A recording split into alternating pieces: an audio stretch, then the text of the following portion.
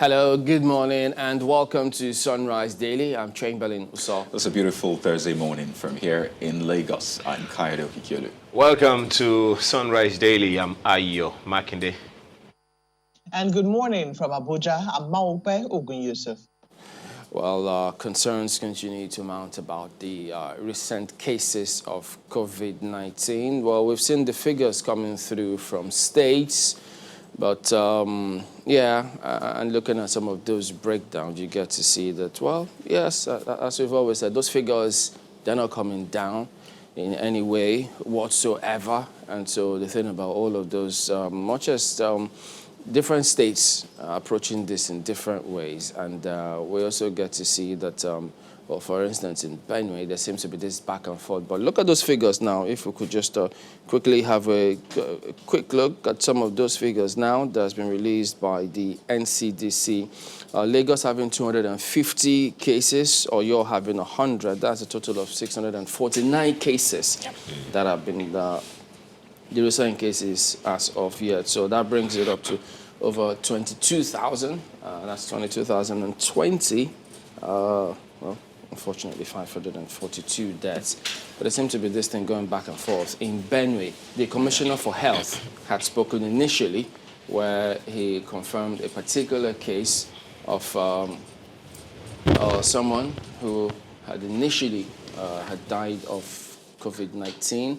That was the first instance. And then the deputy governor, just yesterday, then spoke and says, well, the results came, he had underlying illness, but when the results came in, he had already died, and as such, it's difficult for them to say whether or not he died of COVID. But look, I don't know how that confusion is. If the Commissioner for Health did say that it was the underlying ailments, that was the main reason. So, and then I just wonder why, we all know that if you've got underlying ailments, it's going to be very huge challenge. If you don't contract it, chances are that it may be unfortunate for you. But I don't know why this is going back and forth in Benue. I think this brings up one conversation or an argument that started in the early days of COVID-19, where the question was, did someone die of COVID-19 or with COVID-19? So I guess in this case, I'm trying to say maybe the person died with COVID-19 and not of COVID-19. But you know what? I still don't understand why it seems as though states are trying to, as much as possible, yes, we know we're trying to bring down the cases, but it's not, there's no stigma attached to having COVID-19 cases in your state. I don't think it means that the government has failed, really. I see Oyo State, for example, recording cases in three figures, for example, 100 cases just yesterday. And Oyo State has been a state that has put some measures in place, at least, compared to other states. They put a curfew before. There was a curfew, a national curfew, or what have you. And of course, they tried to do some other things different from people. And now they're recording their cases in three. So does that mean the government has failed? Well, the argument is out there, but I don't want government to think the fact that you record a case or a death means you have failed. It means that there is a challenge we need to solve. It doesn't necessarily mean a failure. It is when you don't now do something about it that then we can say there's been a failure. So is it a death rising from COVID-19 or with COVID-19? Well, apparently that argument has not been solved. I think it's just that word that you have used over and over again. Potato, potato, tomato, tomato. COVID-19 is involved. That is enough reason for concern. Don't forget that we don't know what the final position is on the strange deaths in Kano and a number of other states in the north. We remember, of course, that... I thought they spoke about it. Well, yes. They did verbal autopsy and then saw that a certain percentage was COVID-related. Yes, they said about 60% are COVID-related. But it wasn't added to the figures of the people who died of COVID-19 or with COVID-19, I don't know. So that argument is still out there, But there's something that you said and which we need to give a little more attention to, which is the fact that states are approaching this differently. I believe that the states are having meetings, virtual meetings with themselves from time to time. I want to also believe that they are comparing notes, about how these issues are being dealt with. The case in Taraba, just yesterday, we reported that the Taraba state government is asking that the federal government will give them another test center or a test center so that they can be able to test more people. That is there. And a number of other states are having to deal with these issues variously, despite the fact that there are other things that are going to happen. We also remember what the PTF COVID-19 said, that in the coming days, as the rains come, the temperature gets cooler, more comfortable for COVID-19. It definitely calls for attention, and not just hopes, but sincerely, strategically orchestrated plans to ensure that we're able to contain this. Because clearly, it's not going away anytime soon. Okay. Well, you know, Ayo, I like to look at some of your figures these days. And I say your figures because you're always looking at the source of infection. Travel history here is saying 2%, contact 24%. Unknown exposure is now as high as 74%. And I think that's something that we should take very seriously. That's on the one hand. The second thing I'd like us to highlight on this data list is the demographics. Male, 67%, a whopping 67%, and female, 33%. There are two things that could be responsible, in my opinion, and I'm no scientist or an expert on these matters. It is either the women are more immune, is it that we have a stronger immunity to COVID-19, or we take better precaution. It could be that the men are just, you know, they are the bulk of people who are going about carelessly. I don't know, because you see a lot of Nigerians who seem to have forgotten that there is anything called COVID-19 that they could contract. So one of two things, I think it would be very good if we're able to do some research into that. Is it that the women are more resistant, or they take better precautions? If that is the case, then we should find a way to target our communication to that population. If it's a lack of, you know, a lack of care, if it's an exhibiting the I don't care attitude, then we have to find a way to make sure that we target messages to the demographic which seems to be more vulnerable in this regard, which is the male, from what we are seeing, 67%. That is rather high. That said, I would also like to, you know, highlight that a number of states don't seem to have forgotten and seem to be taking this quite seriously. Don't forget that on Sunday, the Rivers State government locked down 2 local governments. Bonny was one of them. Don't forget that we had recorded mysterious deaths, which the House of Representatives had invited the NCDC to come and speak about. They wanted the NCDC to go and investigate what was going on there. I think 30 people had died mysteriously, and the numbers were increasing. And just on Sunday, the governor of the state put a lockdown on that, on you know, Bonny and one other local government, which I can't remember now. And then only yesterday as well, we saw the Imo State government coming out to say, look, if you decide that you will not follow the protocols laid down by COVID-19 for the prevention of COVID-19, we will arrest you. Even though now you have to ask the logistics of that, how that is going to work, because you say it will arrest, solve the matter now, because if you arrest people and you put them all together, doesn't that increase their chances of, you know, catching COVID-19? And then the manner of arrest as well, doesn't it put people at risk? However, the manner in which he delivered that statement said to me that he meant business about, you know, stemming the spread of COVID-19 in his state. When you look at the fact that 13 lawmakers only recently contracted the virus in his state, you have to say, what happened there? Did they let down their guard? And I think a lot of people still do not understand that a face shield alone is not sufficient to protect you from contracting the virus. We see what is happening in a lot of visuals which we bring in these days from the field, especially from government circles. They have this good-looking face shields which look like they can prevent the vapor from your mouth, from, you know, from landing, the droplets from your mouth from landing somewhere else. But what about your nose? The chances that you're still breathing in the air around somebody else is quite high. So I think that we need to emphasize that you know, the mask which we use, the protection that we use when we go out is very important. And then you find out that people, when they use the mask, when they now come close to each other, they pull it down. And I'm wondering, what is the logic in that? You just wear a mask so that you're not in somebody else's breath space, and then you pull it down when you are now very close to somebody, which both of you should be protecting yourselves from one another. I don't get it. I'm hoping that people will learn the proper use of face masks. It's not a fashion item. It's not a convenient item. I know how uncomfortable it is to wear a mask all day or to wear it and try to speak through it. It can be really uncomfortable. But these are the little sacrifices which we must make to ensure that, we keep each other safe and we are able to stem the spread of COVID-19 while we try to, go about our day-to-day activities. Gentlemen. Well, it's going to be, even though some people are trying to see how they can make those masks a lot more fashionable so that people can wear it properly and then not just see it as that medical or surgical item and then, so. I'm trying to imagine how women will make their own so that they can still make up. I've been trying to figure it out in my head. Well, while you keep figuring it out, let's figure out this now. COVID-19 figures over the 4 months. Yeah. Now, this is, if you look at those figures, it can only raise more concerns in terms of, look, community transmission. They've said it time and again that, look, we are at that phase now. And so that's why perhaps all of these unknown cases you see, look at that. Look at the month of June alone. Look at the spike.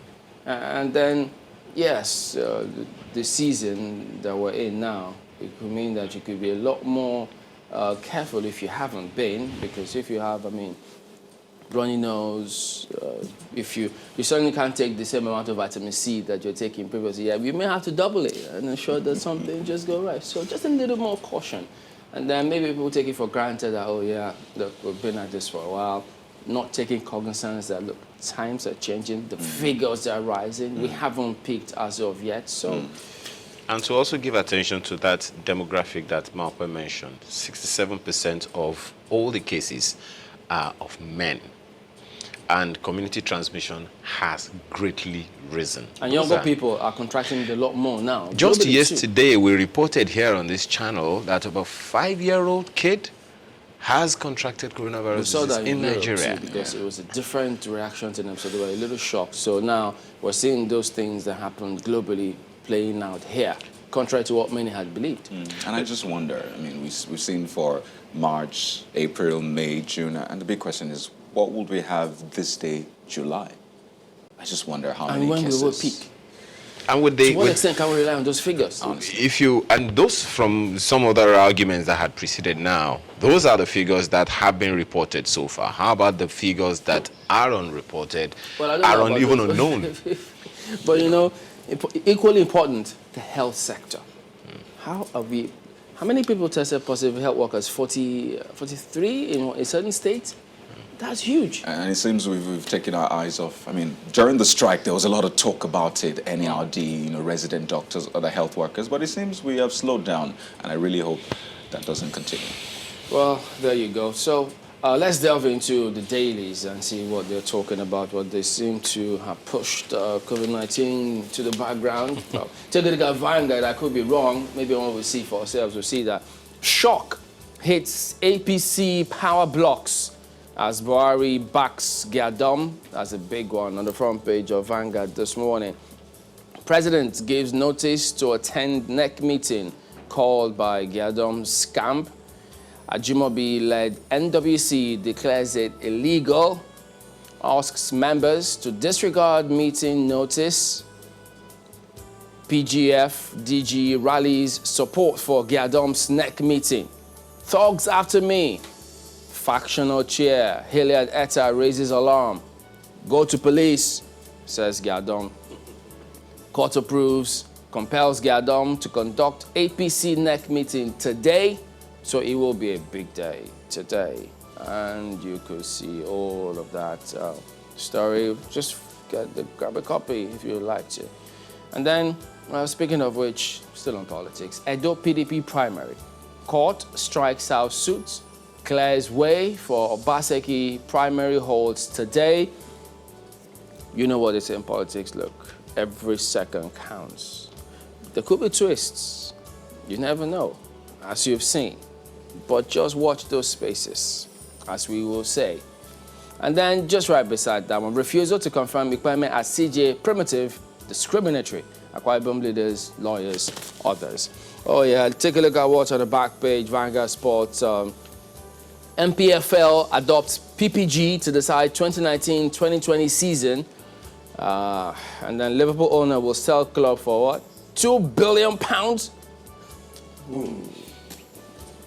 I rest my case. I remember there was a talk about someone in Nigeria planning to buy Arsenal or nursing that desire to buy. Speak about strategy. So apparently, If you look at the time that those messages usually come up, yeah. there's always something to end those messages for. Just observation. Okay, let's observe the front page of Nigerian Tribune for you quickly. You see the big story, APC National Chairman. Buhari backs Giadom. But the statement from the president, spokesperson says, the president has decided to go with the law that backs Giadom. So you wonder, is he taking side with the person or with the law? Or the judgment. Or the judgment, But, Or has the judgment become law? I don't know. Okay, you know what? Let's see the riders. To attend NEC meeting today, well, mixed feelings in Edo APC as decision puts Izeyamu's ambition in jeopardy. Recall that statement from Giadom saying that, well, I didn't approve of any primary, so you wonder what happened to that primary on Monday. But let's see more riders. Bulama declares NEC meeting illegal, so you wonder, is this a collision caused with the president? I mean, the president has backed the NEC meeting. Some other people are saying, well, it's illegal. So the president is now doing something illegal. I'm looking for that rider. It's on page 3.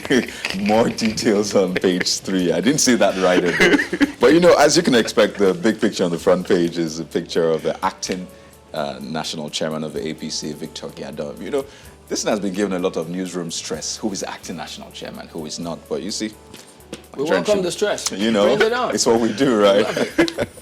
Well, you see more stories on the front page. Court clears way for Obaseki to participate in PDP primary. 2,229 delegates to decide that today is the day. And lawyers disagree over Izeyamu's fate. Apparently, there's still some controversy over that. Court has no jurisdiction over party matters. Really?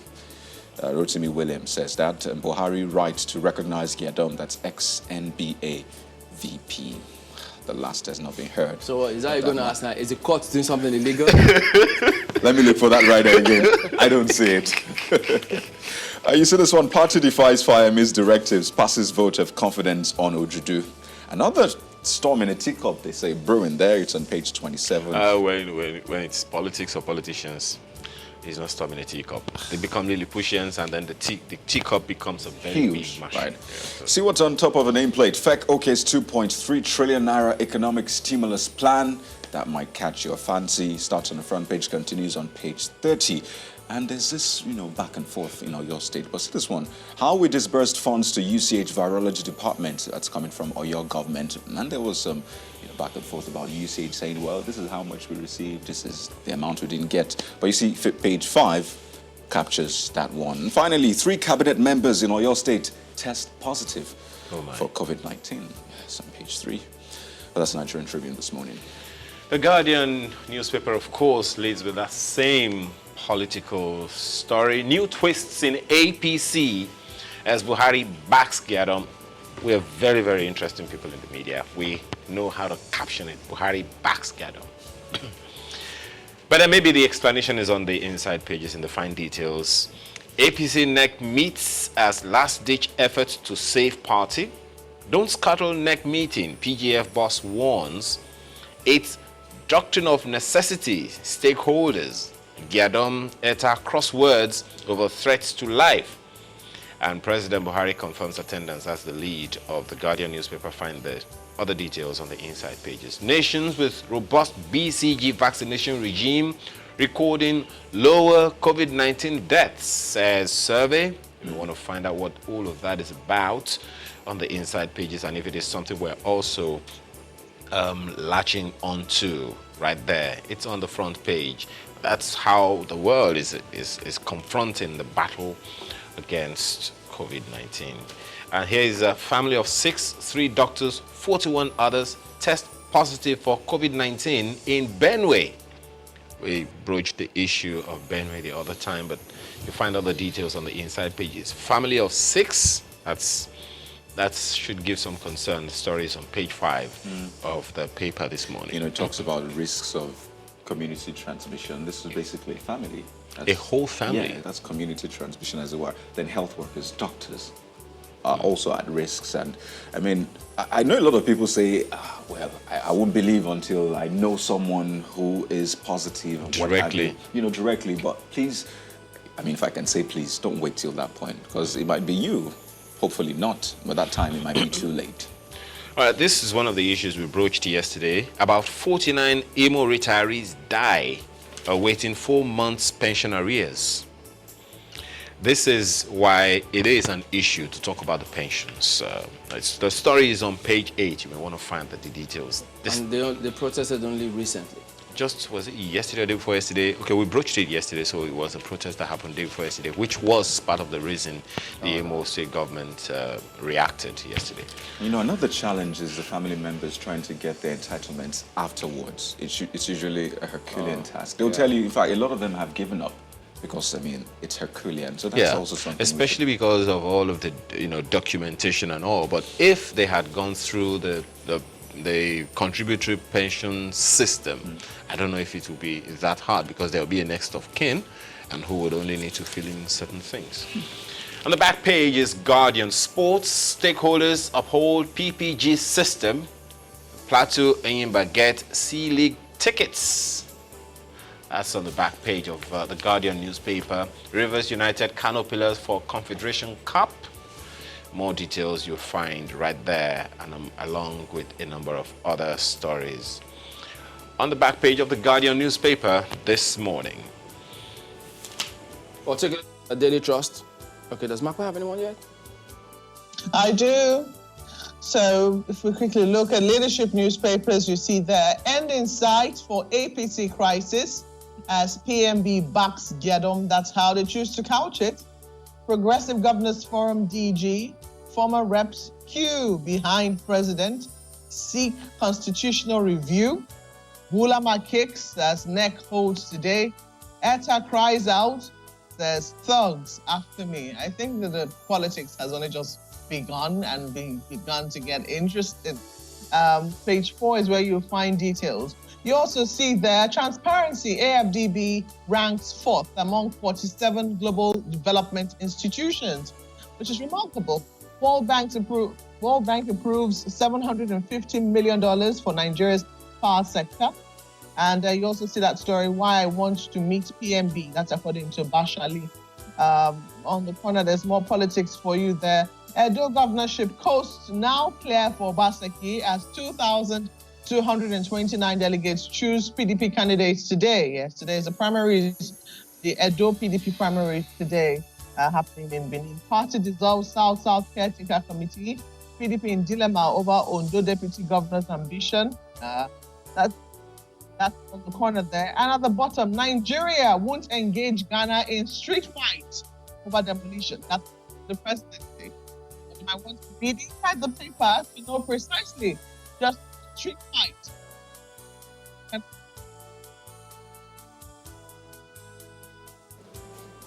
Well, take a look at Daily Trust next. APC, NWC kicks as Buhari backs anti-Tinubu camp. ETA, Bulama, others to boycott NEC meeting. Why Gyadom was recognized presidency. President's decision, a game changer. Dons. What dons now? Academic dons? Political dons? Dons. Well, so you might need to go ahead and see what that is about. But this picture should interest you. Look at the caption. Let me read it out.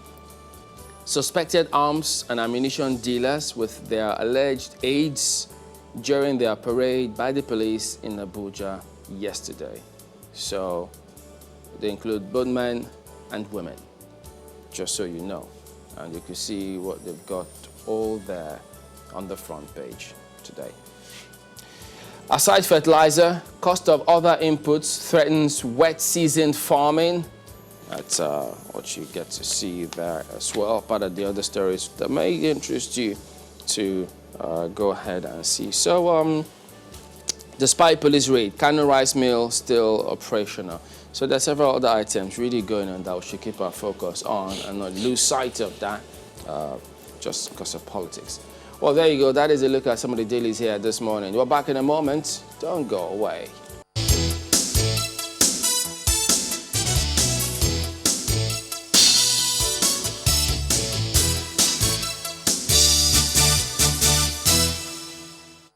Welcome back. Well, yes, a lot happening so quick and fast. We've got Victor High, who is a member of the PDP, Edo North. He joins us to speak about what is going on right there. Well, the PDP are scheduled to have their primaries this morning.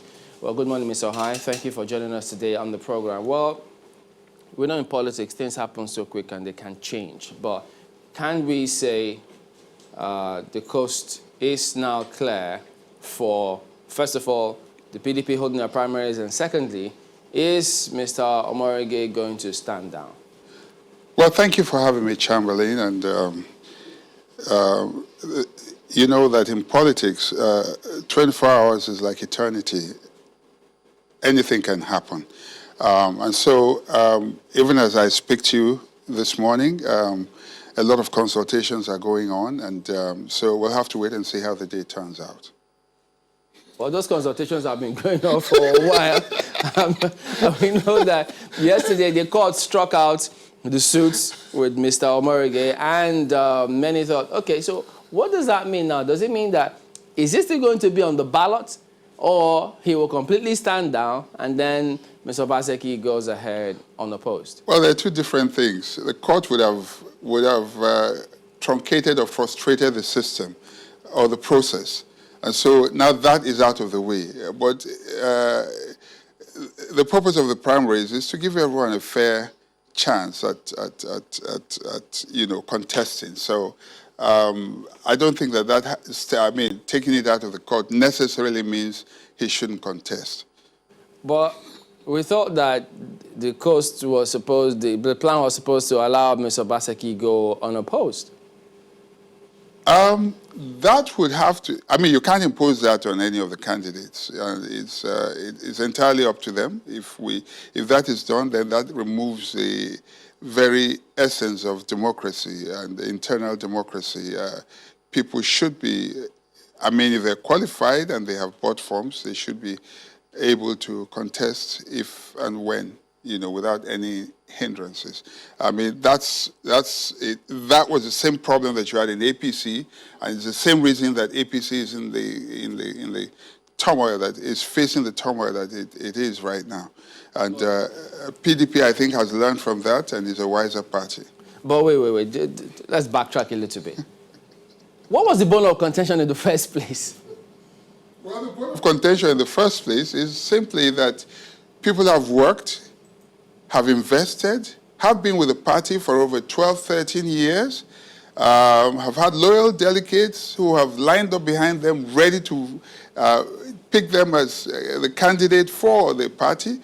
And then suddenly, after forms have been sold, suddenly you get a Babasokwe from Abuja, and naturally, even if the candidate is willing, the followers may not find it funny. Which raises the question again that a number of people have I hope we can handle this from time to time. We will finish everything. But anyway, go on. No, it raises that question a number of people have asked from time to time. Yes. How come it is so easy for one person to jump ship and, quote unquote, overtake those who, as you have said, have worked for the party for so many years? Does that mean, there are no structures to protect those who have, as we would say, sacrificed for the party over the years? Well, you have to appreciate the fact that if you're in the opposition, for instance, and you haven't tasted power for quite a long while, an incumbent comes into your party, that's a big catch. No one would turn their nose against such an opportunity because they're coming in with the strong war chest, they're coming in with the power of incumbency, they're probably moving in with followers from the other party and depleting the other party. So you cannot turn your nose against that. But at the same time, the process must be allowed to play out.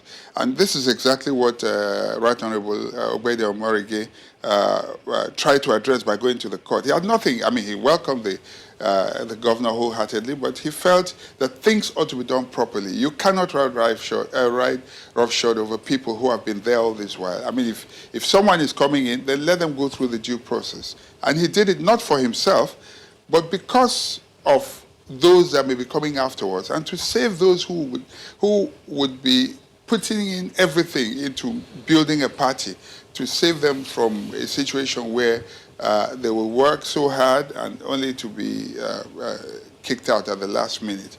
But this isn't happening for the first time, you would admit, and there have been on both sides of the divide where there is someone jumps ships and the person seems to capsize all of the arrangement that existed before. Does that raise a question of internal communication of the party? Because if the man can go to court, as we said, what if he decided that no matter what, he's not going to give in to any concession, he's just going to go with what he has in mind? You see, this is what makes Obede Yama unique and different. He was willing to sacrifice. That's like, in the ring side, you say popular side, and then obviously it's a not so popular side. When everyone say, great, we now have a big fish and all that, he remained focused, and he knew that this is what has destroyed parties in the past. It destroyed PDP 2014 going to 2015. It has affected APC, as you can see, still affecting it. And so he felt that someone has got to address it, which is why he took the bull by the horns and decided to risk it all by drawing attention. I mean, the only way, if you go to court, you're a civilized person. The option is rofo, and that's not what gentlemen do. Fundamentally, he said the reason he went to court was to save the party. You've alluded to that. And he said that he believes that the process, which we've talked about, was flawed. And he went on to make that statement. So, yes, the issue has been settled out of court, but it still, casts shadow on the process. That process has not been fixed, as it were. Or did this settlement also fix that process? Well, I guess now that they have he has gotten their attention. It was easy for everyone to sit down and look at the issue squarely in the face and say to themselves, have we been just? Have we handled this process properly? And so that discussion has been ongoing, and I think everyone is sober now, and they realize that in the euphoria of trying to welcome a big fish, they overlooked so many things. There could have been a lot of banana peels that would have caused them to slip and fall hard on the floor going forwards. Something that has been a recurring issue across the APC and now the PDP is the fact that, members go to court. And some others say, well, you're not meant to go to court until you exhaust, internal mechanisms. I know that in Section 58 of your party's constitution, it says that resorts to court action or litigation on any dispute or on any matter whatsoever concerning rights, obligations, and duties of any member of the party without first availing himself or herself of the remedies provided by the party under this constitution is an offense. And, some of the sanctions include reprimand, censure, fine, suspension, debarment, removal from office, or even expulsion from the party. So, I mean, on one hand, did he exhaust all the internal mechanism before going to court? But obviously, yes, because I mean, if no one is listening to you and you're talking, and probably from the national headquarters, people are. I mean, because if they had consulted wisely and had known about all the sacrifices the people at the state level had made and all they had done all of these years, they probably would have acted differently. But from the national, they came and did what they did. And the only way to get their attention was to go to court, because he spoke to them. They had spoken, but they were insistent. And so if he's not suspended, then obviously you must know that he has, they realize that he's on the right path. Well, why do I get the sense that Mr. Obede Yama's name will be on the ballot for the primaries? First, let me say amen. You may be a prophet. No. You should know. Join this team. No, you know the backstory. At this stage, things are still fluid. The primaries still have to take place, and until the first ballot is cast for the primaries, as I sit here, and I'm in Lagos right now. Okay, sorry, I don't know what I'm supposed to be in Lagos right now.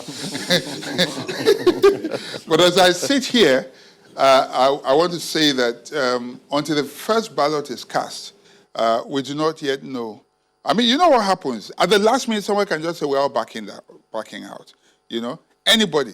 Even Obaseki can say he's backing out. I mean, with what's happening with APC right now, the president backing Yadon and all that, never say never. That is politics. So, was there an agreement between Mr. Obaseki and Ugbedeyama yesterday or today? I don't know what you mean by an agreement. Why did they? Well, the thing about the agreement, they have agreed. Case? Okay, fine. Let me address that. They have agreed to pull the case out of the court, obviously. In order to allow them to settle out of court. Yes, and so the fact that the primaries can go ahead is a settlement. No, but the suit was not to stop the primaries. The suit was not to stop the primaries. Is that right? Well, to draw attention to issues that could have been bigger issues later on. But not to stop the primaries? Technically, no. No, that's what it is. It's not technically. It was not to stop the primaries. Yes. It was for something else. Yes. But when they pulled out that case... No, okay, I'll tell you what it was. I'll tell you what it was. Yes. What he did, basically, was he had certain facts that could have been an issue going forward. And the only thing he had to do was get, an injunction that will force Obaseki and his team to come to court to see what he has, okay? And then, and in looking at it, then they realize that, okay, there might be a problem ahead. You understand what I'm saying? And realizing that all parties decided to settle out of court. I don't quite understand it. When you say certain facts, I'm not privy to the meeting. What are these certain facts? I was not in court. No, you said certain facts. What facts? No, I was not in court. Yeah, but you know that there were certain facts. I'm not privy to it. How could you say certain facts when you're not privy to certain facts? No, but that's what it is. When you bring a person to court, both lawyers are faced with the evidences, and that's what it is. So I'm not privy to it. Well, Kayode asked you a question the other time about whether or not the senator exhausted all avenues of communication before not going senator. to court. Honorable, beg your pardon. Now, I asked a question about internal communication within the PDP earlier. Yeah. From that question and your response, would you say that indeed the party hierarchy in Edo State was able to communicate adequately to everyone? Otherwise, why would he go to court? Within the state, I don't think they have. There wasn't that much problem in the state. The problem was the exuberance from the national, if I may use that language. Just the fact that, okay, finally, like you say in America, a state is turning blue or red. Okay? In this case, the possibility of capturing the last state standing, and turning the whole of South into PDP. That euphoria, you will excuse them because, having been out of power for about 12, 13 years, and finally you have an opportunity to taste it. You can any exuberance may be excused, but it still doesn't. It shouldn't blind you to processes and procedures, and this is what Ugbedeyama tried to correct. Things have to be done properly. If you read a story yes. this morning, yes. ahead of the PDP primaries, yes. that says Ugbedeyama has not stepped down for Godwin Obaseki, yes. would you say that story will be correct? Negotiations are still going on. And let me explain why. Let me say this very quickly. The issue of stepping down, I think it is clear, obviously, Obaseki will have the day. Nobody is contesting that. But sometimes you just want to go in there and then make sure that the process is credible and it's not just that there's an imposition. So if there are 1 or 2 people on the ballots, I think it's only fair, so that it's like a fair race. Now, when you say negotiations are ongoing, I mean, you shouldn't negotiate for what is in the party constitution, for example. I mean, these things are clear-cut because you talk about the process and then you talk about negotiation. So are you saying the negotiations regarding the process of the elections or something else? No, nothing else. I'll simply say this. I mean, what was on before was everybody stepped down, okay? Like a unanimous adoption of Obaseki. And for people who have bought forms, people who have followers, I mean, they don't just take decisions, they have to consult with those who have been supporting them all this while. You know, otherwise, as a leader, if I go out there and just step down without consulting my troop, the next time I say I'm leading the troop, they'll look at me and say, "Oga, are you sure it's not going to be like the last time?" So this is very important. So coming to the issue of internal communication as well, even between the candidate and his supporters, there's a need to communicate and continue to communicate and say to them, this is the reason why we need to support this, this is why we need to do this, and then get the buy-in of everyone. Because at the end of the day, they may support you, and what if they don't support the other candidate? So it's important to get everyone on board. So that suggests that Mr. Obaseki or Gbede Ahmad doesn't seem to have all it requires from Mr. Obaseki to get back to his team and say, okay, guys, we'll have all of this sorted. He's put pen to paper. We will step down. We will give him the support. No, that's not what I mean. You have to. I said something when I started talking. I said that, you know, the process itself has to be seen as credible. Okay? If you just ask everybody to step down, then it's no contest, you know? But you can all get there and agree that, okay, let's give them our bulk votes.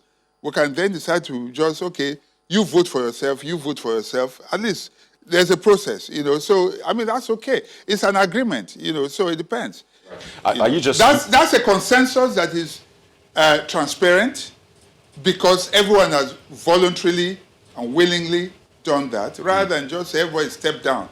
That would seem like an imposition. That would not be fair. You know, a lot of people have been, talking about different things. Was there some form of compensation, concession? Was there some form of promise? And now you talk about negotiation. We know that in negotiation, something has to give. If I'm going to shift my position, then something has to make me do that. So regarding this, are you talking about compensation? Is there any talk about compensation whatsoever in this whole negotiation?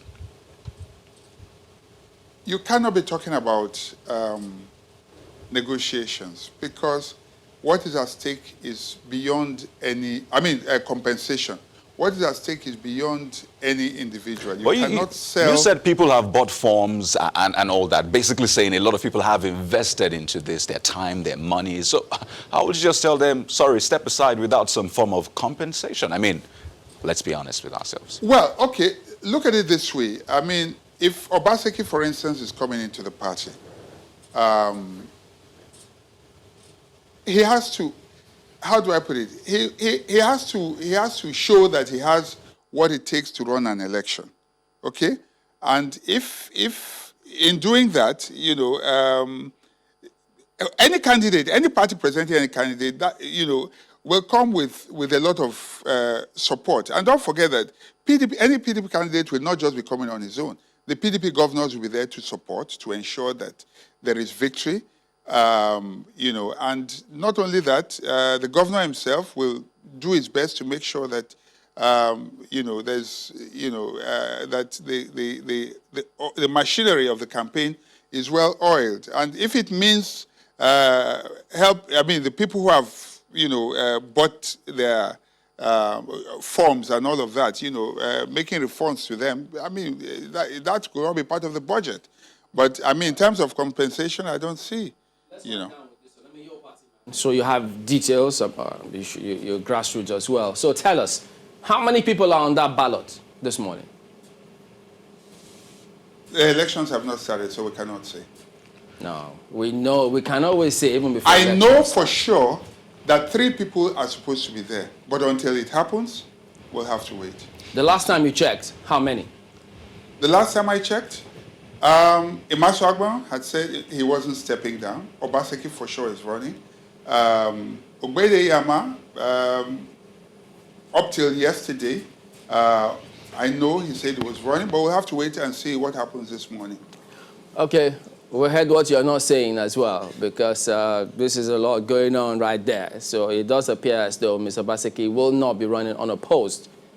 That's the way it comes across from what you've said. Well, it's a democratic process, and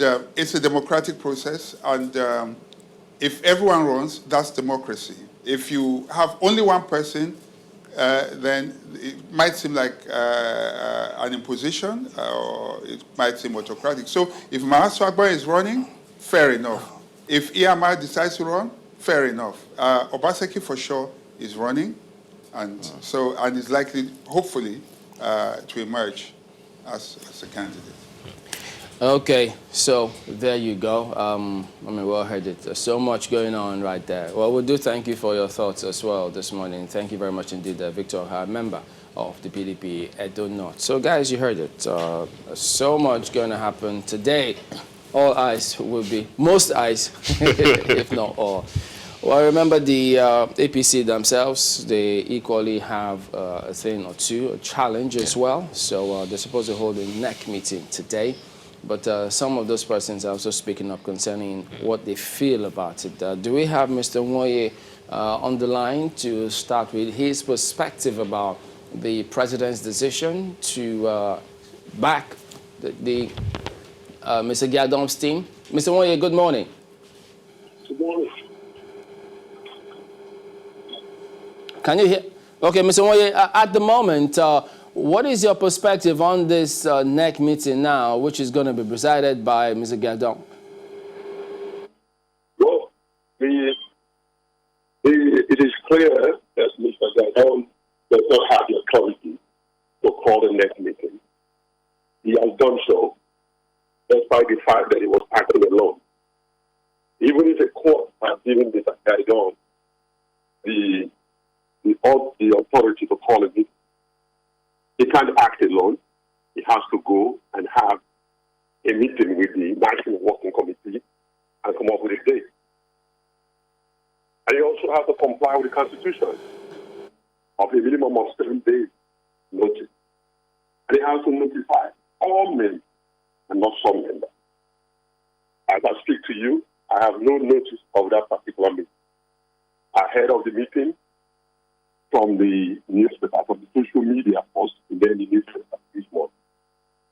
So it is simply not done. It is unconstitutional.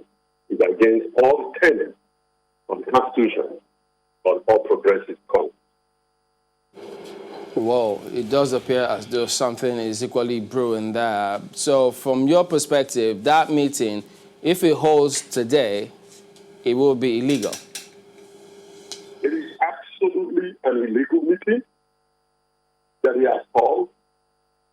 And I can assure you that any decision taken in such meeting is subject to a lot and a lot of litigation, because it is done against the principle established, a clear black and white letter established in our Constitution. Okay, Mr. Nwoye, just give us a moment. We'll come back and get some more perspective from you when we return after the break. Join us again. Welcome back. Well, let's get back to Mr. Ben Nwoye, who is the chairman of the APC in Enugu State. He's also the secretary of the APC chairman. He joins us via phone this morning to give us his perspective. But Mr. Nwoye, the statement that was put out yesterday by the president's spokesperson is that, well, the president has been availed of legal positions and advice on what the right thing is. And so that was the basis upon his decision to then back the Giadom team. And so if you then say that is illegal, where does the party go from here? do you understand that? You have to understand and agree with me that President is just a human being. And like all human beings, he's subject to misinformation in a circumstance like this. And those advising him are just lawyers. And lawyers in every legal circumstances, different lawyers have different views. And so it is not different from this instance. So if one lawyer who has interest in the outcome of the matter is opportune to be the advisor to Mr. President and then gives Mr. President the wrong advice and he relies on it. That's what we're saying. For instance, I'm a member of the NEC. I'm a chairman of APC Enugu State. I don't have a notice of the meeting. So also, majority of the chairman, state chairman, I have contacted. So also, majority of the non-working committee members have contacted. So the advisor, the person that rendered the legal advice to Mr. President, I am certain does not have this fact. Secondly, we have process and procedure. You don't give a 2 days notice under any circumstance under the Constitution of All Progressives Congress. The notice for emergency meeting is 7 days. For a regular meeting is 14 days. These thresholds have not been met. So we can't just rely on some advisor having advised Mr. President and Mr. President having to have relied on the advice, which could have been wrong advice. So a court document citing Mr. Gaidon as the chairman or acting chairman does not translate into Mr. Gaidon calling a meeting and giving a 2 day notice to people he wants to call and calling a meeting unilaterally.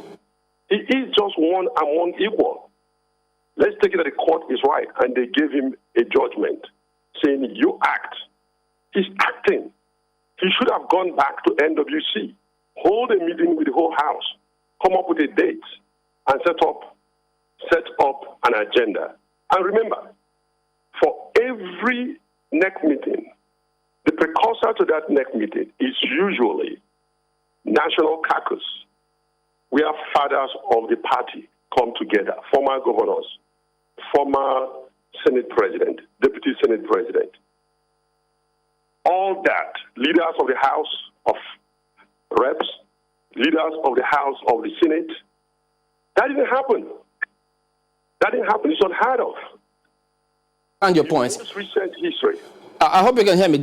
Are you saying that first, is it that the court judgment shouldn't be regarded, or that your grouse is, even if he's acting, you don't give a 7 day, 2 day notice? So if he had given the 7 day notice, would it have been right for him to convene the NEC based on the court's decision?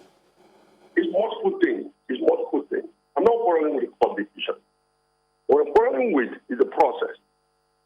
If the court has said, Gaidon, you are now the acting chairman, then he needs to go back to the National Secretariat and he needs to sit down with the rest of the working committee. He is not a one-man trustee, and that's the way he's acting now. He needs to sit down.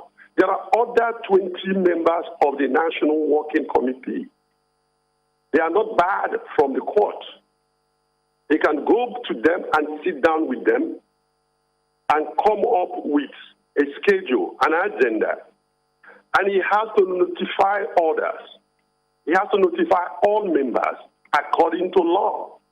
And the law here is clear. If you want emergency meeting, it has to be 7 days. Okay. If you want a general meeting, normal regular general meeting, it's 14 days. And he has to notify all members and not some members. Okay, Mr. Nwoye, I take it that you agree that the court was right with its judgment? Absolutely not. I am not going into the right or wrong of it. You see, these matters, people rush into court. They've now made court a place to decide in all internal party matters. They have now thrown our constitution away. I heard you in this program talking about even the PDP constitution, provided you must go to the last resort. The gentleman who went to court in Jos is my friend. He's the chairman of Plateau State.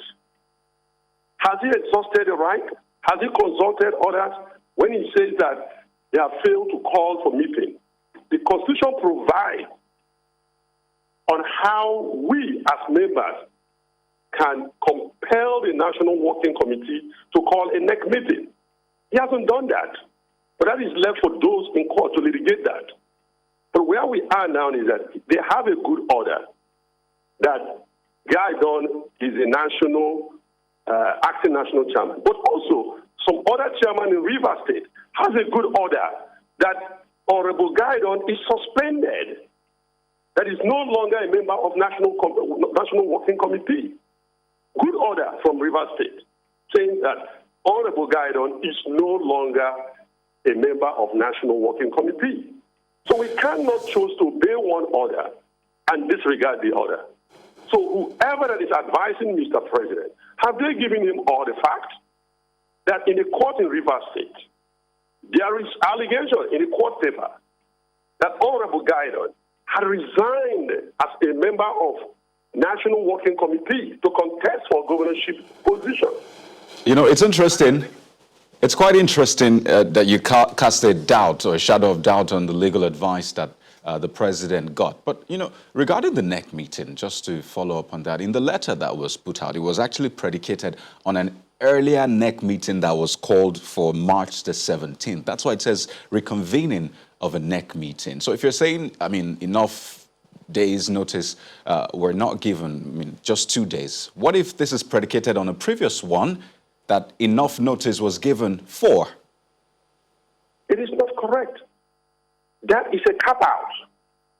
The notice that was given by Guy Don, it was also discovered he had no authority to do so. At that time, he was the acting national secretary. Based on a court decision. That was based on the court decision that was extended recently. You remember there was a previous ex parte order that was given for him to be the acting national chairman for a period. Now, this recent one was extending that previous one. So this NEC meeting also, isn't it just predicated on the previous one he called for when he got that first court order?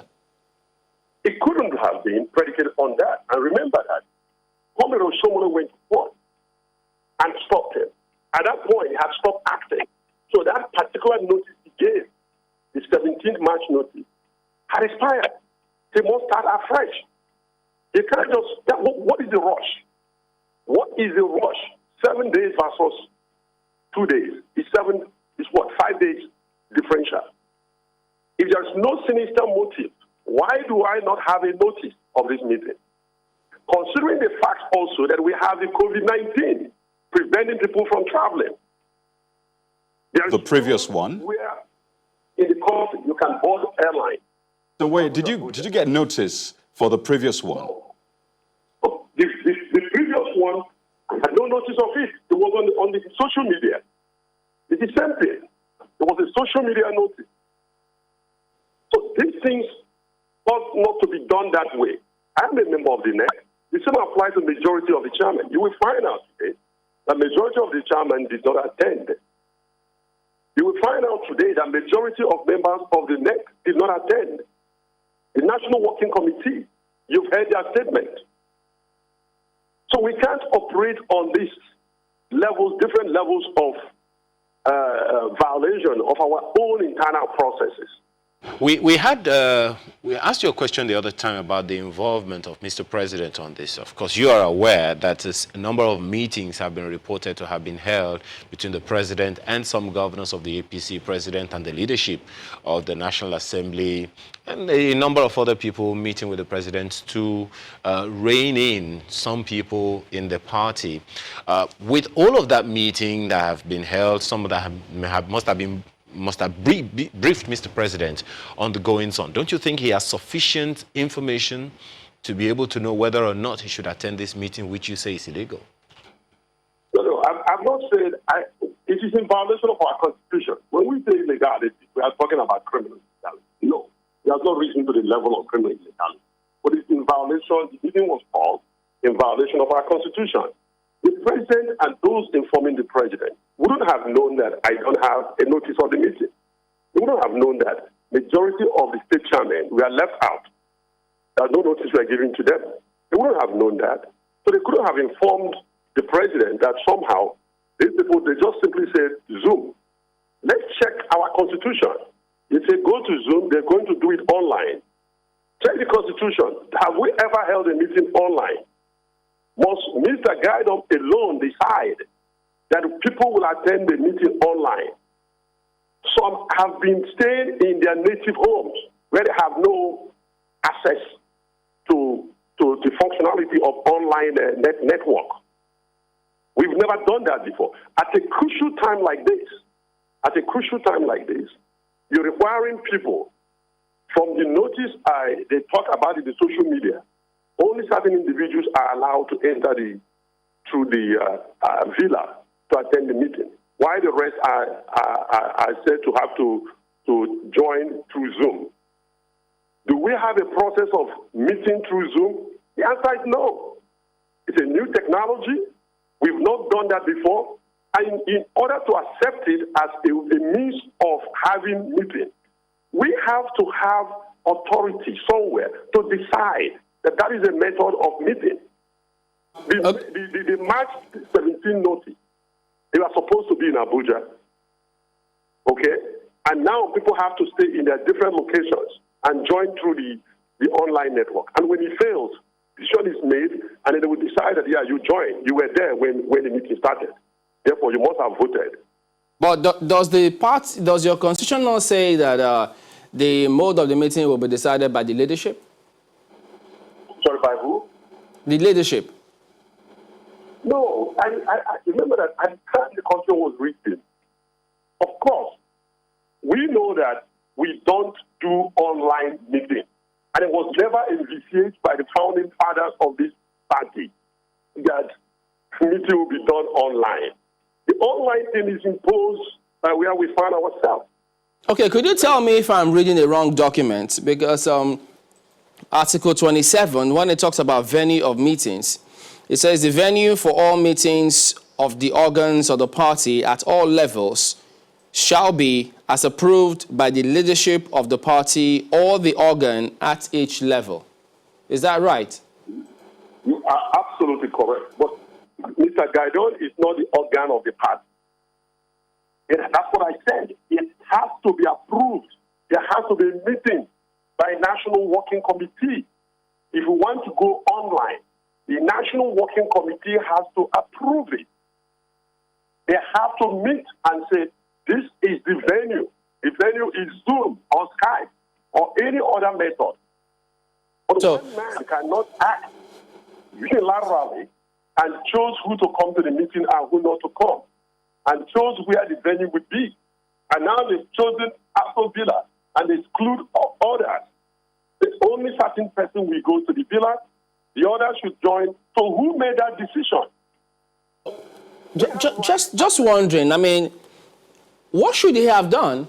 Because the NWC, I mean, the one led by Mr. Senator Jumabi, if they rejected him, what else could he have done in that circumstance concerning this meeting? No, you are assuming that they rejected him. You don't have the fact that they rejected him. He has a court order. If that court order is good, there's also another court order coming from Rivers State, which is also a good court order. They are both courts of coordinate jurisdiction.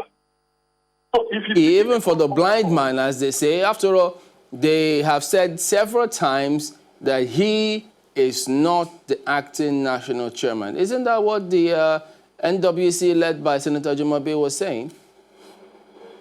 Based on court order. That is correct. That is correct. So if he has been rejected, does that give him the right and the power to act unilaterally? He should go back to court and ask the court to compel them.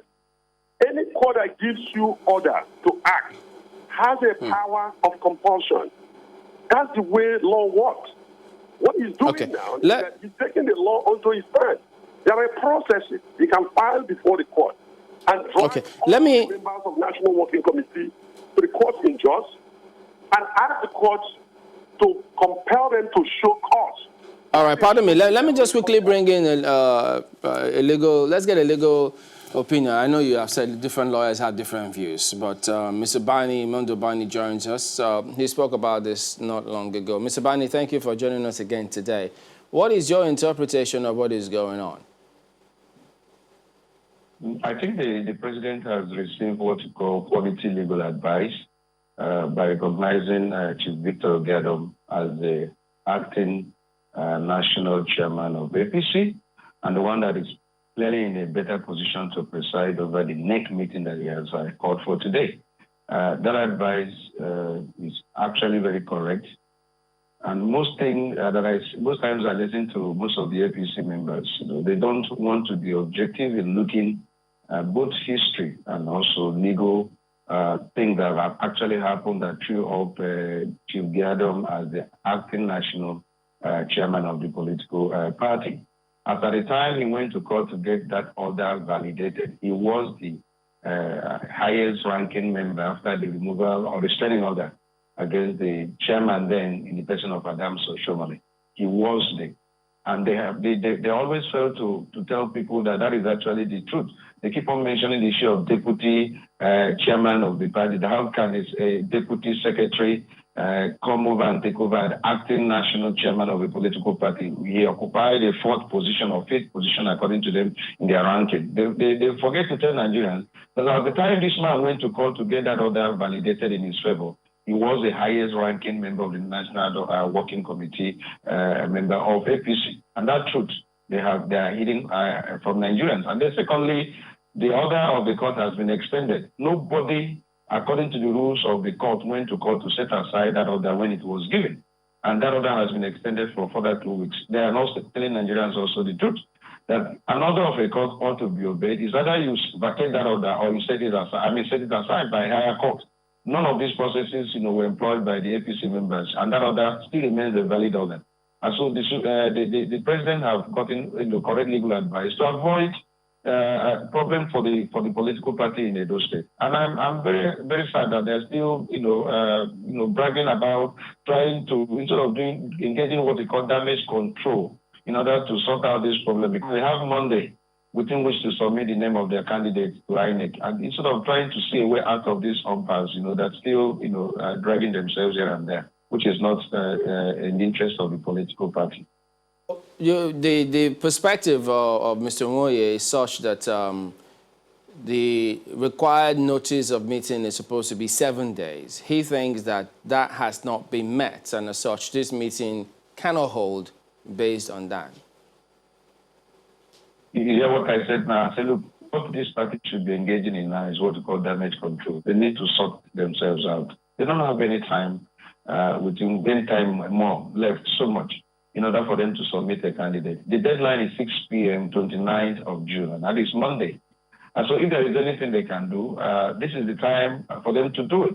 It's an internal matter of the political party. I don't think that the INEC will say, because you didn't call your next meeting within 7 days, will not accept any candidate you have presented. No, it's an internal workings of the political party for which there is no room for judicial intervention. So it's just trying to call a dog a bad name in order to handle it. If they want to resolve their issue, whether it's a second, either 2 days notice or whatever, they can try to, it's a damage control measures now that they should be employing in order to beat the deadline of INEC in submission of a particular candidate that will run for election for them in September. But this is part of what they have also said, Mr. Bani, is that they go to court because they feel that some part of their laws have been violated by certain actions, and so that's the reason why you see them going to court. So if they say that no, some of our provisions have not been followed, and then they go to court, well, isn't that going to be a huge challenge? Because already you see notices from National Secretary or NWC saying, no, this is not right, this is not the person to lead the meeting is illegal. So all sorts of notices, letters signed by them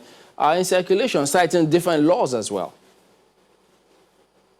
My take about the issue of, whether it's coming from a wrong party or right party, as long as there is a court order, I wanted to, recognize this fact. If there is any court order at any point in time, whether wrongly or rightly, What I will advise any of my clients is to take what we call practical steps, either by setting aside an order of the court or going on appeal and bringing a motion for stay of execution. The moment you have not taken all those steps, you now stay either in your chambers as a lawyer or stay in secretariat, party secretariat, now to begin to read, the constitution of your party or begin to interpret the judgment of a court. Without taking practical steps, that is where I'm saying, most of the APC stuff was doing it wrongly. Because they say, look at the provision of the Constitution. This is what the Constitution has said. Or the man has taken a wrong step. You don't stay in your party secretariat to do all that. What you rather do is you go to that same court and get that order that has been wrongly obtained in your own perception, to be set aside. If you don't take that particular step, that order subsists. All right, Mr. Obani, just one quick question before we move on. So there is a contest between the court judgment and the constitution of the party now, and the president is going to attend that NEC meeting if it holds today. What kind of decisions do you expect will correct whatever it is that you call a damage control in this matter in order to be able to line up things? Do you see any possibility of the leadership changing from that meeting? I don't know what will take place. It will be very speculative on my own part. But I think that what they want to solve is probably having the correct personnel that is recognized by law to sign the letter that will actually emanate from APC to INEC. INEC needs to have the name of the candidate they have actually nominated for the gubernatorial election that is taking place sometime in September. Now, who signs that letter? Who is the acting chairman at the right time, of submitting that letter that will sign, and the secretary recognized also by the constitution of APC. So that is the issue that they need to deal with. Very important, to them now, who submit this list, because the name has not been submitted actually. And they have Monday, as I said earlier, 29, 6 p.m., within which to submit the right candidate. They have nominated. So who signs that letter? Those goes to show the right person. They can rectify whatever has been done even by the previous decision. All right. Mr. Obani, we need to wrap up now, but I'd like to thank you so much for sharing your thoughts with us, Mr. Monday Obani, legal practitioner right there. But let's end with Mr. Nwoye. Now, obviously, the NEC meeting is going ahead. I mean, the president said he will be attending, and so this will happen. So don't you think it might be wise for you maybe to attend that meeting and even put up your objections and ensure that this is factored in such that your party can move forward? No, I would have attended if I had been invited. I would attend any meeting I got invited to as a NEC member. But what I'm saying is that I wasn't invited. So I heard the council. To some degree, the council is right in what he's saying, that orders have to be obeyed. But not one order. We don't cherry-pick order. There is order coming from a coordinate court, a court of coordinate jurisdiction in Rivers State, that also says that Gaidon is no longer a member of the National Working Committee. How does he treat that? You don't bypass it. You don't explain one area of the law and leave the order.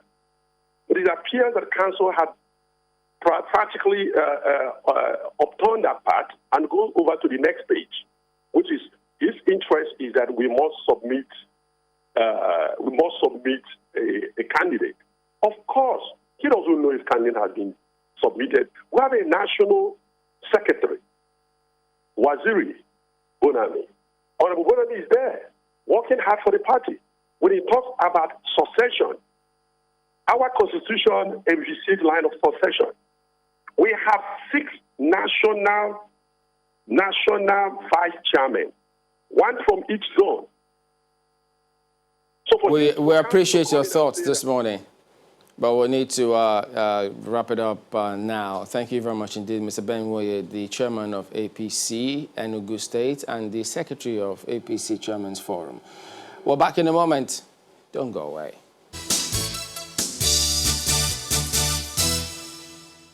Welcome back to Sunrise Daily. Well, an equally important matter. It's, the NDLEA DG, the CEO, joins us now. Retired Colonel Mohammed Abdallah, Chairman CEO of the NDLEA, joins us from our studios in Abuja.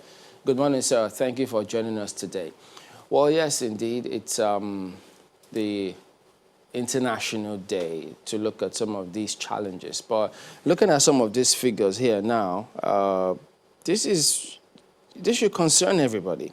International Day Against Drug Abuse and Illicit Trafficking. But if you look at some of the data by the MBS, they rule out about 14.3 million people reported a considerable level of use of this substance, psychoactive drug substance.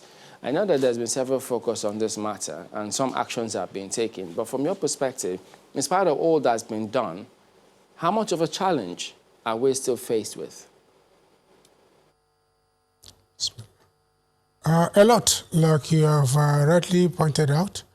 I'd like you to understand that it is in spite of the existence of the NDLEA that we still have these percentages doled out. Were it not for the NDLEA, it would have been a lot worse.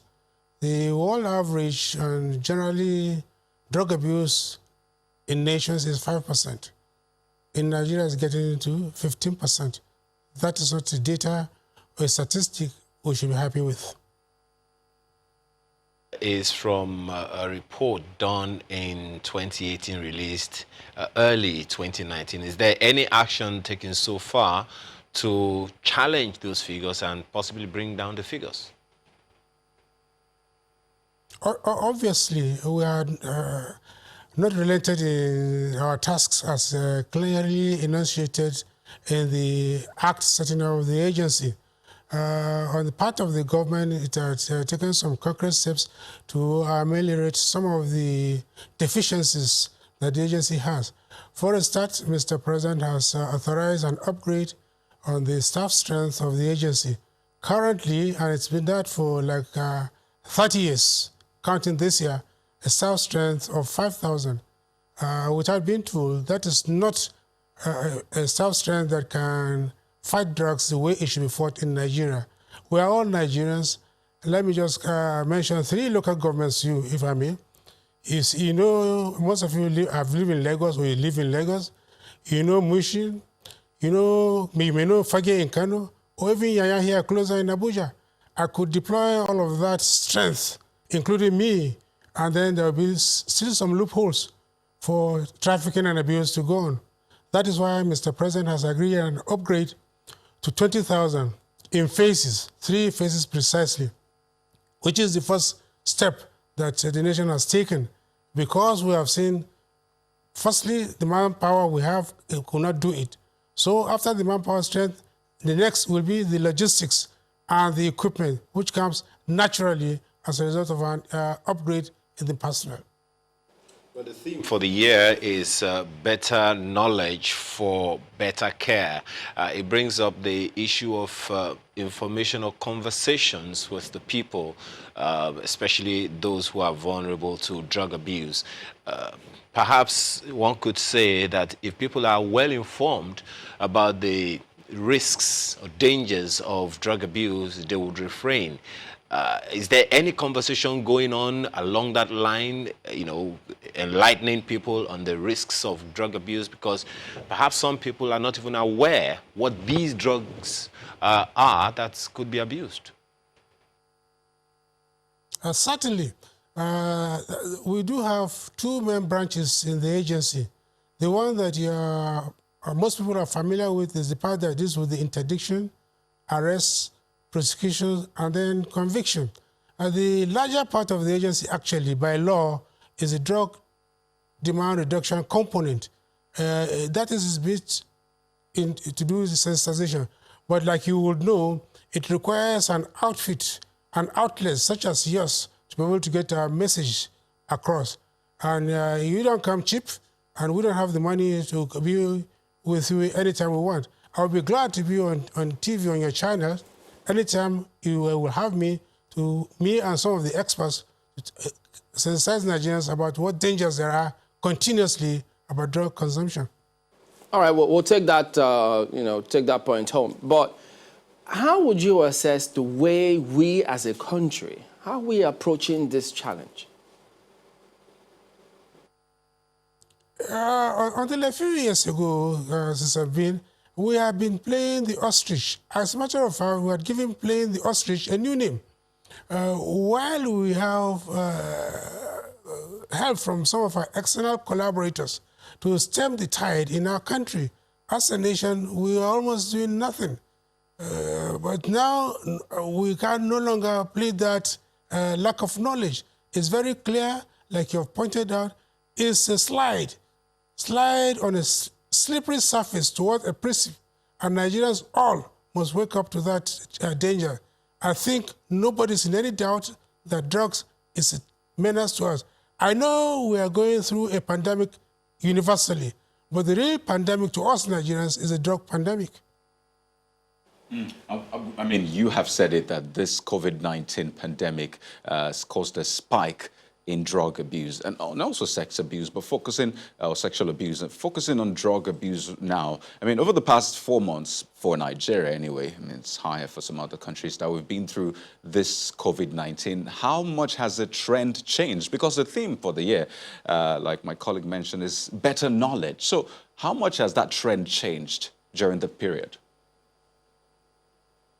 Okay, the theme for this year, if I may just add, is the theme for the year by the UN. Hitherto, it has been listen first, which was the themes for the past 3-4 years, which was to listen to the teeming youth who were suffering in silence. The largest segment of our population that should have been tended to by their guardians and parents, but who were not. So the idea for the past years was like, you need to listen to youth. You need to listen to them because it's a development in stages that requires attention of parents. But in our case, parenthood has become a part-time affair. People think they can just give birth to children and allow them to take care of others. That should not happen. We have aped sheepishly the concept of other people. We have nannies and guardians. If you must have a child, you must be interested. The fathers and mothers must take care of their children. I don't know how old you guys are, but I remember in my time, there's a time limit, after which our fathers, everyone, people of my age, our fathers would take a census of all the children that should belong in their house after a certain time. But how many of us do that now? I was looking specifically now because we're seeing, pictures of some youths abusing drug. And according to a 2019 UN drug report, Nigeria recorded the highest seizure of tramadol, mainly from India and China. And that's a trend we have seen over time. In fact, you hear some songs where they expressly speak about these things, drug use and what have you. What are you doing, especially because we know where these things are coming from? In fact, Nigeria is a major hub for tramadol in the world and, in fact, a distributor for this region. So what are you doing in that regard? It is because, precisely because the NDLA was doing something, that was why that 800 million pills were intercepted. They will have been readily available to Nigerians. By the way, I think the government of India has upped its antics. They have now put more control on the supply of tramadol to Nigeria. Tramadol, if I will explain a little bit more, for normal medicinal doses, is between 50 mg and 100. The ones we have seen in Nigeria range from 200 to like 500 mg. Even a horse will be dead beat by the time it takes that. But that is what Nigerians have been taking. That is what fuels insurgency in the Northeast. Because theater commanders have testified to me that every camp they have overrun of Boko Haram, they have found paraphernalia of drug abuse, particularly tramadol. Well, but let me say, Nigeria has always been arguing its case at the UN. Nigeria's stance is that rather than lessening or diminishing the scheduling of cannabis so that it can be legal, we have advocated that tramadol should be scheduled such that it becomes a controlled narcotic that should not be readily available being shipped to any country. Now, before we go to this next point, could you tell us, have we been able to identify where do these drugs come from such that we can begin to know how to address the challenge? Well, you have already said it. The main supplier was India before, not counting the ones that seep across our borders from our neighbors. But precisely because we have identified those places, that is why we are able to put some form of cap on the imports. So what should we, or what should parents be looking out for in terms of the attitude of their wards and then the drugs as well, beyond tramadol? Simple tips I give them. Besides knowing where your child or what is at any one time, make sure that their rooms are accessible to them. Politely knock and take a look. When you find them too reclusive, too quiet, and then excessively sleeping, not eating, those should be telltale signs that should ask you, first of all, to go for elementary medical check on them. Then you know that, verify that whether it's sickness, otherwise, those are the telltale signs of drug abuse. Secondly, the company, the kind of company they keep. You should be concerned about who comes to your house or which house your wives and children go. If you look at the screen right in front of you, if you can have that again, we have 90% of addictions start in the teenage years, and this is perhaps alluding to what you also just said. 27% of teens and 16% of parents believe that using prescription drugs to get higher is safer than using street drugs. Is this advice or something that gives you sleepless nights? Yes, it does. Very much so. Even prescription drugs, once abused other than ordered by a clinician, it goes afoul of the law. I do not think any sensible person, I'm talking for adults who can take care of their reasoning now, I do not think any sensible adult should be taking prescription drugs in the name of anything to alter his behavior because he cannot get other drugs. That starts from when, like I said, you should know what your children take. If you do not have access to their rooms, you don't talk to them, bring them closer to you, you go afoul of the normal duties which you should do. Particularly now that ladies in the north have taken into this, I urge the husbands to be more open to their wives. You should know what parties your wives go to. You should know what is in their handbags. I'm not advocating that you open every day, but I think if you live as spouses with each other, you should know the kind of things, the kind of places that your spouses go to. Essentially, you are saying we should watch over each other, which is perhaps a good thing. But which ones of these prescription drugs give you the most concern? In the 80s, when the NDLEA was set up, I think it was the issues were around cocaine and heroin. And over the past few years, we've heard about people smoking benylin with codeine and all of that. Which of these drugs should we be paying a lot more attention to so that we can bring down those figures, 14.3 million people? The first one that worries me the most is tramadol. Tramadol is so readily available until the damper that we put by arresting this importation. Because, like I mentioned, it first an insurgency. But then the cough syrup, benylin with codeine, that appears or is illegal medication. But we need the cooperation of the chemists to make sure that they do not sell this in quantities that are beyond what a normal person suffering from the cold should be given.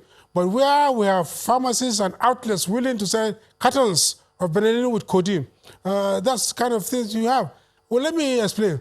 Benylin with codeine actually in a bottle is all right. But if we take a series of bottles, it is a cumulative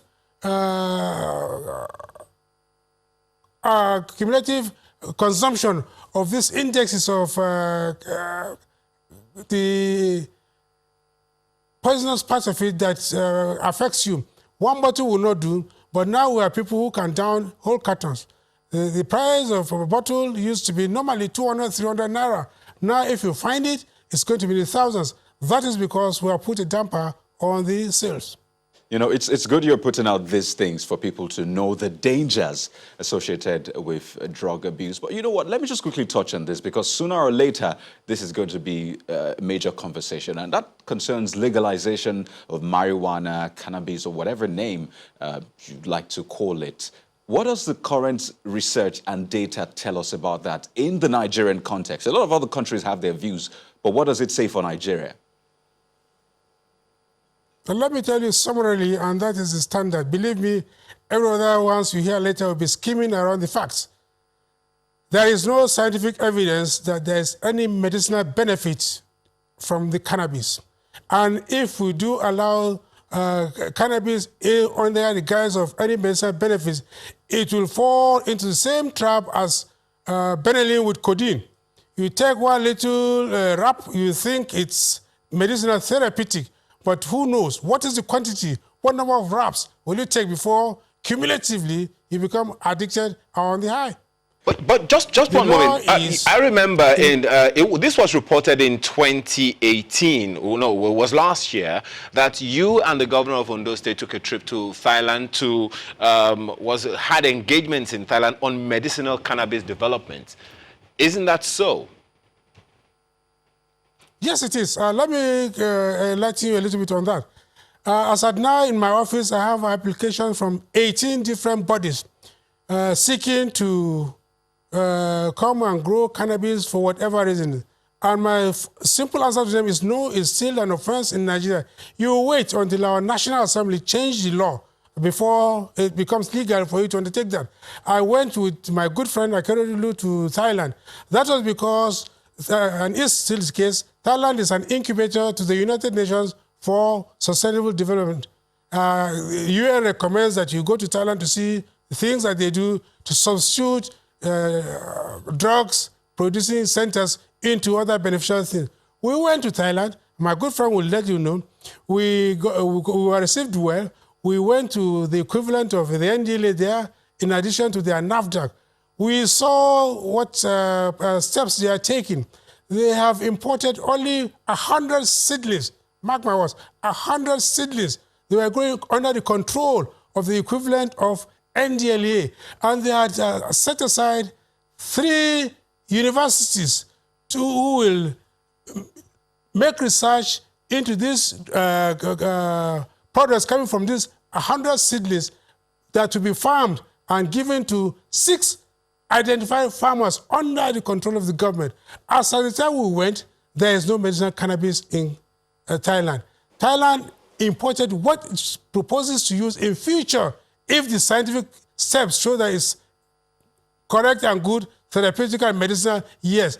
But let me tell Nigerians, and we should all know this, this species, the stuff we have around Nigeria, curiously was imported after the Second World War by my forebearers, the military. That is a type that is found in Thailand and Burma.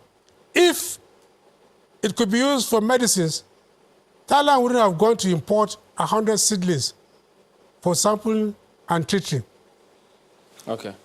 All right, sir. We need to go at this point, but we'll forward some messages coming through from some lawyers, including Oludare Oshinoike. He's thinking that some people in NDLEA are preventing lawyers from getting access to their clients, directed them to a particular lawyer. But we'll forward them to your team so that they can look into that and see if that is really happening. But we do thank you for coming on this morning, and we'll keep doing what we can to ensure that we help in any way possible to address this problem. Thank you very much, and we wish you all the best. Thank you very much. Please welcome aboard to the fight. All right. We're back in a moment. Stay with us.